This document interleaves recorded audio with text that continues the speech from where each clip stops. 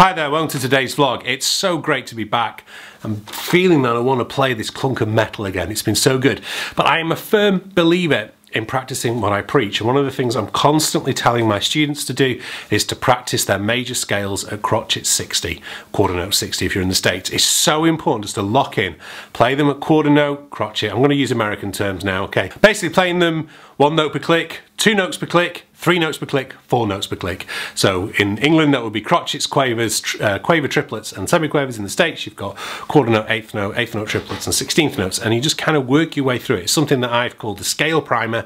It's a few lessons I've done on the Cambridge Saxophone website. It's well worth getting into. But I was going through it with someone today on Skype, and one of the things, and they said they didn't know it, and I thought, you know what, maybe there's a few of us out here who don't know this little trick on the D flat major scale, and that is to not use the A flat G sharp key in order to play the A flat that's in the D flat major scale, and keep your left hand, pinky finger, on the C sharp key all the way through. I'm going to go up close to the camera so you can see what I'm doing with my finger.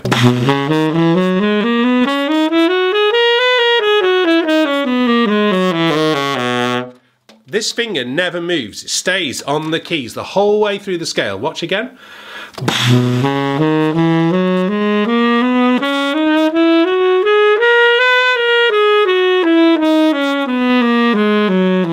Etc. I see so many times people doing this with the left hand, especially the left hand pinky finger. It's like ladies who do T kind of thing.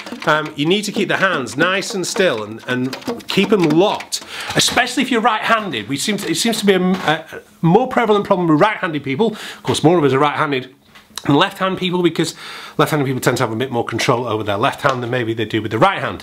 But yeah, practicing major scales at 60, just like that, you know, coming back to it, especially, you know, as I've had quite a long break since I've done some serious practice, this is really, really, really good stuff. You know, having the practice planner, and you'll see I've gaffer taped it to my music stand. If you haven't seen my videos on practice planners, you can pick up a free one by heading over to this vlog and going through that one there. But it's a great idea to plan your practice, and what I had a yellow pad over the practice schedule so I could just focus on one day. And that's kind of one of the things I've been talking about in the practice planner, and kind of you can still get a copy of the practice planner. I've got a whole load more in from my office in London, so I can get them out to you, post them out to all over the world. Get them now because they're going to make more sense as a yearly practice planner if you're using them now, but they're all on there. So that's the kind of way to go about it with those different things.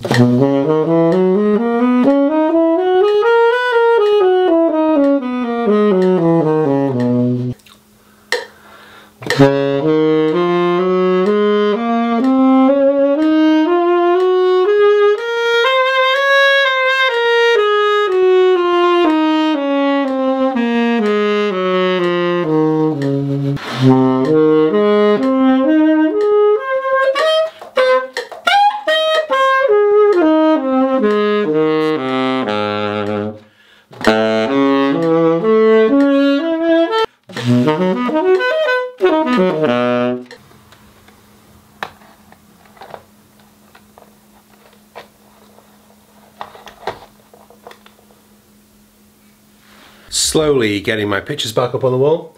This picture is really great. I mean, it's obviously me with 3 of the best saxophone players around today, Chris Potter, Joshua Bredman and Mark Turner. But I use it primarily as a practice motivational tool, because I have those 3 looking at me going, shouldn't you be practicing right now, Dan?